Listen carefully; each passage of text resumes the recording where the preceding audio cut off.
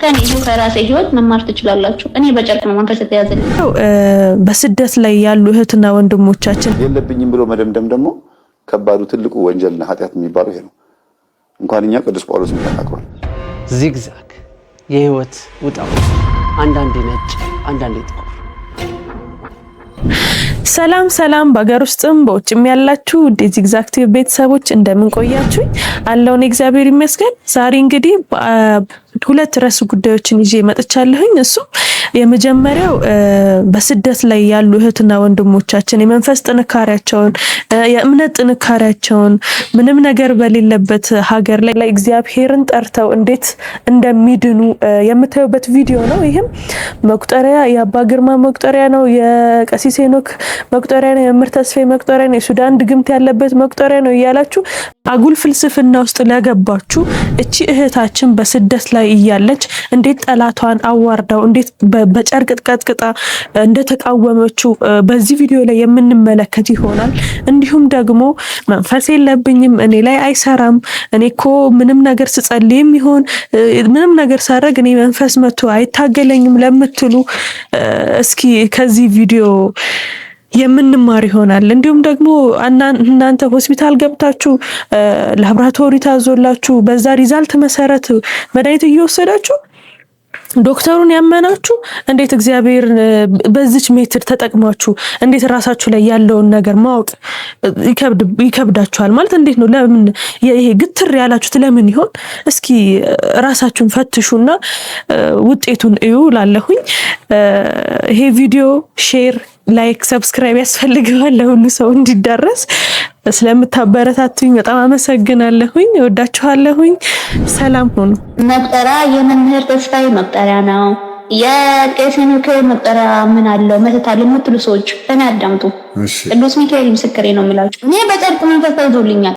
ማለት ተፈጭ የባረኩት እንትን በምን ጨርቅ ሰርች እንደዚህ እንዴት አድርገሽው እንትን ብዬ ይኸውላችሁ ጨርቅ ያለ ጨርቅ ነጭ ጨርቅ አገኘሁኝና ቆርጬ ተፋውዲ ከዛ ጫፉ ምን ባለው ጥሩ ነው።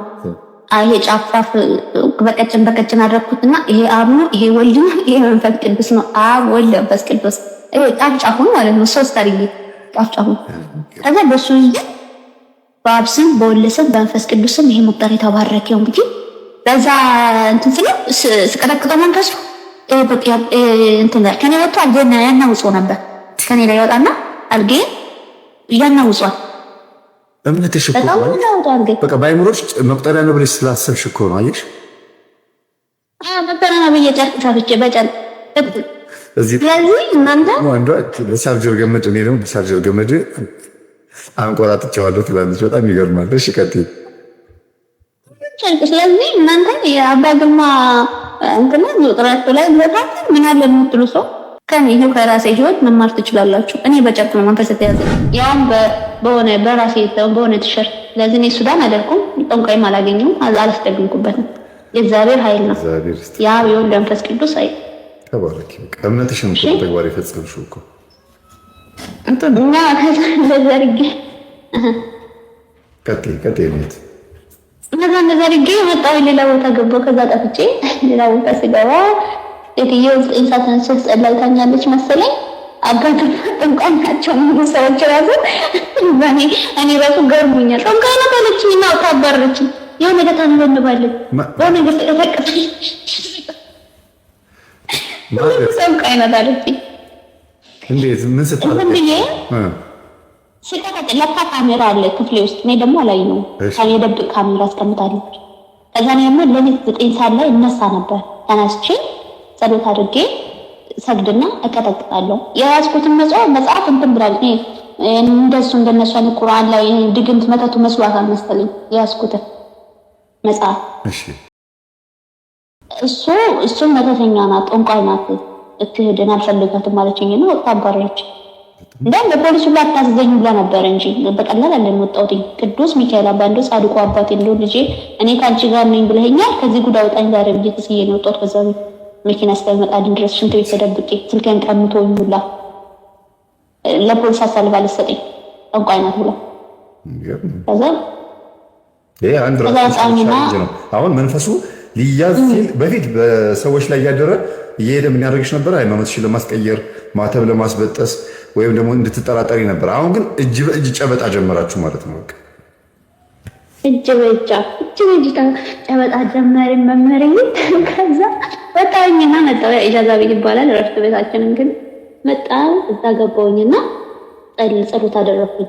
ምን አልኩኝ መሰለህ? ጸሎቴ አባቴ ጻድቁ አቡነ ሀብተ ማርያም ሆይ፣ ቅዱስ ሚካኤል ሆይ እንጸልይበትን እንሰድበትን መጾም የምችልበትን ቤት ካገኘህ ከመጀመሪያ ደሞዜ እሰጥሃለሁ ከመጀመሪያ ደሞዜ ላይ ብዬ ተጣልኩኝና መጥቼ እዚህ ቤት ገባሁ። እዚህ ቤት ከገባሁ 3 ዓመት ምናምን ሆነ። እዚህ ቤት ከገባሁ ነው። አሁን ያለሽበት ቤት በፊት አሁን ያለሁበት ቤት እዛውን ያለሁበት ቤት አሁን ብጸልይ ብሰግድም እንደው ምንም ነገር ብል ምንም እንትን አይሉኝም። በጣም ጥሩ ቤት ነው ያለሁት። እግዚአብሔር የባረካቸው ሰዎች ናቸው። መጀመሪያ ላይ ትንሽ ከበውኝ ነበር። በሆነን ግን ስለምን አንቺ ክርስቲያን ነሽ? እንደዛ ክርስቲያን ነኝ አልኳቸው። ኮንትራት ቤት እያሉ ደግሞ በምግብ ስለምትጎዳኝ አንደኛ መጾም አልችልም ነበር። ግን እኔ ማድረግ ነበር እንግዲህ ዛሬ ነኝ ታዲያ ስርቆት ይሁን አይደል ነው አላውቅም። ግን እንትንም ነበር መምሪ አልጋ ስር ዳቦ ቅጣ ምናምን እየደበቅኩ እኔ የእነሱ ሩዝ የእነሱ ሩዝ ማለት ነው ማለት አልበላውም። መልሼ እዛ ፍሪጅ ውስጥ አድርጌላቸው በራሴ አልጋ ስር ደብቄ ትንሽ በላ ነበር እንዳይረበኝ ማለት ነው። ጾሜ ውዬ እንዳይረበኝ ያንን ቀምስ ነበር። ከዛ ዳቦ ጋግርና ዳቦ አንዴ ከጋገርኩኝ 4 ቀን 5 ቀን ይዘኛል ሰው። ስለዚህ በቃ ፌስታል በጣም አድርጌ በጨርቅ ምናምን አድርጌ ደብቄ ጋችን እየበላው በሻይ እጾም ነበር። ስራ ግን አይከብድሽም? ጉልበት አያንስሽም? ስራ ስትሰሪ ጉልበት አያንስሽም? ታዲያ ወይኔ መምህርዬ፣ ወይኔ በማርያም ያ እንትን አለ። ግን ይሁን እኔ በእውነት ብቻ በእኔ ብቻ ይሁን በእናንተ አላውቅም። አረብ ሀገር ያለን ሰዎች የሆነ የሚያበረታን ነገር አለ። የሆነ እግዚአብሔር አምላክ የሚያግዘን። እኔ አንዳንዴ ስራ ቶሎ በጣም ስራ በዝቶብኝ ስራ ቶሎ ጨርስና እንዴ ምንም እንደሰራሁት እግዚአብሔር ላለኝ እግዚአብሔር እንዴት እንደሚያግዘን በጣም ደግሞ እስካሁን እንደዚህ በጣም ደክሞኝ ብዬ ግን የሚያግዘኛ እግዚአብሔር በቃ ብርታት ኃይል ይሰጠኛል። እንደውም መማሪ ሌላ ቦታ እህቶቿ ቤት ምናምን እንደዚህ ትልከኝ ነበር እንድሰራ እዛ እንደዛ አረቦኝ እንደዛ እንትን ብዬ ግን ሄድ ነበር እህቶቿ ቤት እዛ እጅ አጸዳ ነበረ ትልከኝ ነበር። እንግዲህ ያኔ መስቀሌን ካየች በኋላ መከራው ይሄ ነው። ሌላ ቦታ ልካ ታሰራኛለች። ከዛ እንደዚህ እያልኩኝ እዚህ ቤት መጣሁና እዚህ ቤት መጥቼ ዳግማዊ እግዚአብሔር ስጠው የቀሴ ነው ጋር የሚያገለግል ልጅ ምን ብሎ መከረኝ። ዳጊ በጣም የሚገርም ወዳጄ ነው። በጣም ብዙ ሰዎች የሚረዳ የሚያግዝ ነው። አሜን። በእውነት በጸሎት አስቡት። በጣም የሚገርም ነውና እሱ ምን አለኝ መሰለህ? ሰይፈ ስላሴን እስቲ ስገጅበት አርጋኑ ስገጅበት አለኝ። ሰይፈ ስላሴን ስገጅ አለኝ። ከዛ ሚለ የማክሰኞ ሰይፈ ስላሴ ነውና የዘቱን ሰግጄ የዕለቱን በቃ በእንትኔ ነው የማደርሰው። ያኛውን ግን ኦዲዮን ከፍቼ አብሮ እያልኩኝ ከዛ ሰው እሰግድ ነበር። መምህርዬ ተቋል እኔ እንዴ ቆሜ አሽከረከረኝ። እንደዚህ ተሽከረከርኩ። መጀመሪያ ቆሜ ተሽከረከርኩኝና እንዴ ስላሴ ምንድን ነው ተሽከረከረው ብዬ እንደገና መልሼ መስገድ ጀመርኩኝ ማለት ነው። ከዛ የዞር በቃ ጨርሼ ስግደቱን ጨርሼ ቆሜ የማክሰኞ ሰይፈ ስላሴ ላደርስ እንደዚህ በእጄ በመጽሐፉን ይዤ የመጽሐፍ ቅዱስን ይዤ እየጸለኩኝ እያለ አይኑ ቀላ ያለ ጥርሱ ግጥጥ ያለ አንዳንድ አካል ጉዳተኞች ከወገባቸው በላይ እጅ ብቻ ያላቸው ሰዎች አሉ። እንደዛ እጅ ብቻ ያላቸው ወገብ ከእግር በታች እግር የላቸው እና ጸጉሩ ጭፍርር ያለ አይኑ ግጥጥ ያለ ጥርሱ ግጥጥ ያለ አይኑ የቀላ ጥፍሩ ረጃጅም እጁ ረጅም ይሆን እንዴ ዞር ብያለ ቅዱስ ሚካኤል ምስክሬ ነው ማለት ነው። መምህርዬ እኮ እና ቤቱ አዋራ በአዋራ ሆነ ማለት መጋረጃው ሁሉ ባደረገ አልጋው በቃ ቤቱ ተናወጸ። እኔም ጆሮዬን ይዤ ቆምኩኝ። በቃ ማለት ቆምኩኝ። በቃ ጆሮዬን ይዤ መጮህ ነው የቀረኝ። አፌን ተዘጋ። ቆምኩኝ። በስመ ስላሴን ብቻ አስታውሳለሁ። በቅድስት ስላሴን በቃ መስኮቱን ከፍቶ እንደወጣ ግን አይቻልም። ይገርም ነው በጣም እመቤቴ ነው የምለው። መስኮቱን ከፍቶ በቃ በህልናዬ ምንድን ነው የመጣው ጠቋር እንደዛ ነው በህልናዬ ስመጣ ነበር። አዎ እሱ እንደሆነ ሲነግርሽ ቆሪጥና ጠቋር ቆራጥኝ ጠቋርኝ ብቻ እንደዚህ ነው። ውልልልልል ባደረገ መጋረጃው እንደው አዋራ ድንኳ ቤቱን በአንድ ግራ እናወፀ እንዴ በገሃድ እንደዚህ ነው ያልኩኝ። በገሃድ እንደዚህ ይፈትናል እንዴ መንፈስ አልኩኝና ቁጥጥ አልኩኝና ጸሎቴን ከዛ በኋላ እንትን አልኩኝ። እንደዛ አይነት መንፈስ ከዛ በኋላ ቅዱስና ወጥቶን ሲል መስኮቱን ከፍቶ በትክክል በገሃድ ወጥቶ ሄደ ከመኝታዬ ከዛም ካለሁበት አሁን ከተቀመጥኩበት ማለት ነው ወጥቶ ሄደ። ይገርም ነው በጣም እግዚአብሔር የተመሰገነ ይሁን። ይሄንን በአይንሽ ያሳየሽ ጠላትሽ አብሮሽ የነበረው መንፈስ እንደነበረ በሰው ላይ እያደረ እንዴት ሲፈትንሽ እንደነበረ በደንብ እንድታረጋግጭ ነው። በጣም ይገርማል። አዎ ከዛም በቃ እዚህ ሁኜ መበርታት ጀመርኩኝ። ቅዱስ አማኑኤል በቃ በቅዱስ አማኑኤል ቀን በቃ ምገርም ይሉ ነበር። እንደው በቅዱስ አማኑኤል በቀን በቃ ይታይ ነበር። ቅዱስ አማኑኤል አባቴ እኔ ማየው ግን ብቻ ያለስል እላለሁ። ይሄ አንዳንዴ መምህር የጻሊ ስታናገር እንዴት ነው አንተ አባት ነህ ልጅ ስታናገር የሆነ ነገር ስትከለክለው የሆነ አለ አይደል የሚያሳይ አክት አለ አይደል? ልክ እንደዛ እኔ እንደጻንኝ እሱ ደግሞ አናግሮ ነበረ። በቃ እጁን መስቀል ይሰራና እንደዚህ እንደምናማትበው አድርጎ ያሳየኝና መልሶ እኔ ማየው ግን ሰዎች ልሽ ያሉ ስል አያዩም እና ልጣቸውና እነሱ ምን ያዩት በምን መልክ ነው የሚያሳይሽ? ይሄ በደመና ላይ አለ አይደል? ደምዝዝ ባለ ግን በደመና ላይ እጁን ብቻ አውጥቶ መስቀል ሰርቶ እጁን ብቻ ከዛ ያሳየኝና በቃ እኔ ማየውን ሌሎች እንዳዩ ልጥራቸው ብዬ ውጭ ስገባ ይቆጣኛል አይደል? አይሆንም ብሎ መለስ ይልልኛል። ወደ ደመና ውስጥ ተመልሶ ይገባል። በቃ ማርያምን ለማንም ማለት አይማል አልናገርም። በቃ ትቻለሁ ሲገባ መልስ ተብሎ ያሳየኝ ነበር። ይህንን በተደጋጋሚ እንደዚህ የሸዋ አክሊል ደፍቶ እንደዚህ ደሙ እየተንጠባጠበ እንደዚህ ያሳየኛል። ኢየሱስ ክርስቶስ ደሙ የቅዱስ አማኑኤል ስላድነዋል አይደለም እሱ የሸዋ አክሊል እንደዚህ ድፍት ያድርጎ ይሄ ስላድነው አንዳንድ ግንባሩ ላይ ደሙ አለ እንደዛ እያተመብሽ በውስጥሽ በልብሽ እያተመው ግን ተቀብለሽ ነበር የዛን ጊዜ ቅዱስ ቁርባን ወይስ ተቀበይ ማለት ነው? እኔ በቃ ያኔ ክርስትና እንደተነሳው በቃ መጣው አንዴ ብቻ ነው ተቀበልኩ። በቃ ያኔ ብቻ እኮ በቂ ነው። ነገሩ ኤክስፓየር ያደርግም እኮ ሀብዴት እንትን የለ ኤክስፓየር የለ ጊዜ ስጋና ደግሞ ያኔ ብቻ ተቀበልኩ። ከዛ በሌላ ጊዜ ላይ በቃ ይሄንን ቢያንስ ከአንድ 20 ጊዜ በላይ አየሁኝ። በቃ ቅዱስ አማኑኤል በቃ ባይለ ተከታተለ።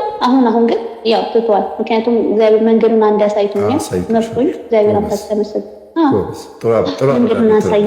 በቃ ኦልሬዲ በደንብ ስለገባሽ አሁን በልብሽ ውስጥ እንጂ የምታየው በገሃድ ምልክት አትጠብቂም ማለት ነው።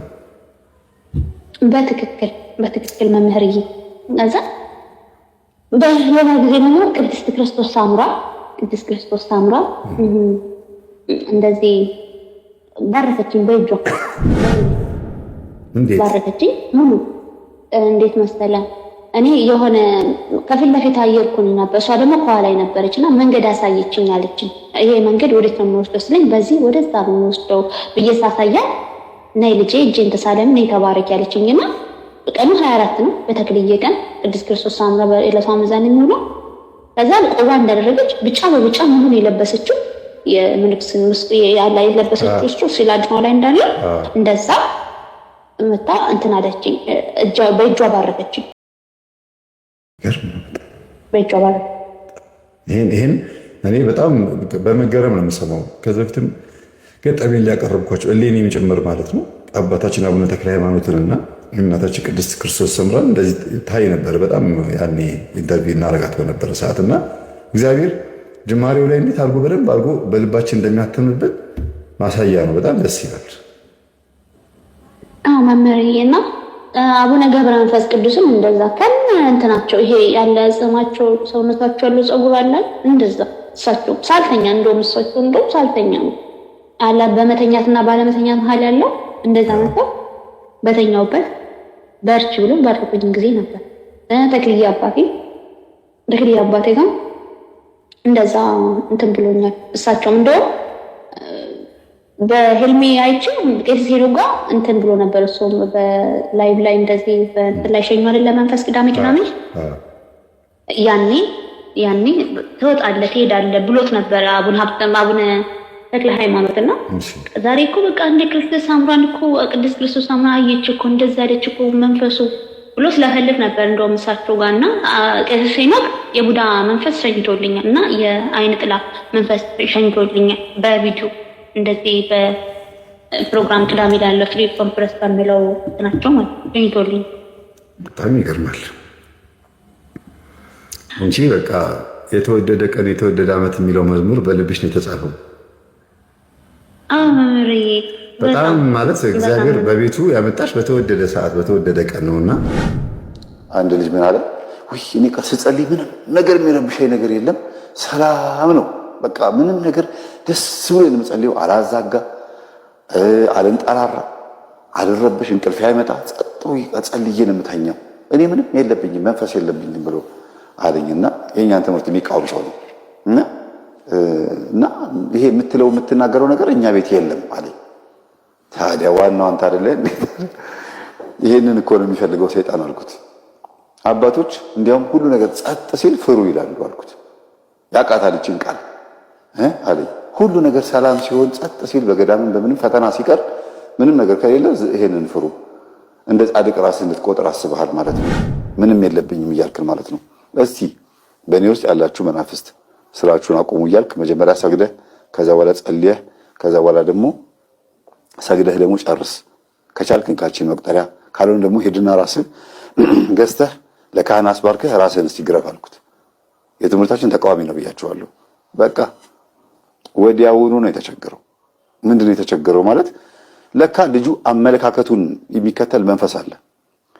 እኔ ጋር ሰይጣን የለም አይነካኝም የሚል አስተሳሰብ ስላለው ሰይጣንም አይፈትነው፣ እንዲያውም እንዳያዛጋ ጥረት ያደርጋል። መንፈስ ልጁ እንደሚፈልገው ነው የሚሆንለት። የለብኝም ስላለ ነው እኮ አያችሁ፣ አመለካከታችን የሚከተለው። እኛ ውስጥ መንፈስ አለ የለም ለማለት የኛ አመለካከት አይደለም የሚወስነው፣ ጸሎቱ ነው ስራው መስራት ያለበት። የለብኝም ብሎ መደምደም ደግሞ ከባዱ ትልቁ ወንጀልና ኃጢአት የሚባለው ይሄ ነው። እንኳን እኛ ቅዱስ ጳውሎስም ተናግሯል። ሰይጣን እንደሚፈትናቸው ይናገራሉ። ወደ እናንተ እንዳንመጣ ሰይጣን አዘገየን። ማዘግየት ይችላል ማን ሐዋርያትን። እንደገናም ደግሞ ከእግዚአብሔር የሰይጣን መልእክተኛ ተሰጠኝ እንዳልታበይ ነው 3 ጊዜ እንዲወጣልኝ ለመንኩኝ ብሎ የተናገሩ። እኛ ማን ስለሆነ ነው ማንፈተነው? ሐዋርያት እንደዚህ ካሉ እና እንደዚህ አይነት ሞኝነት አቆሙ።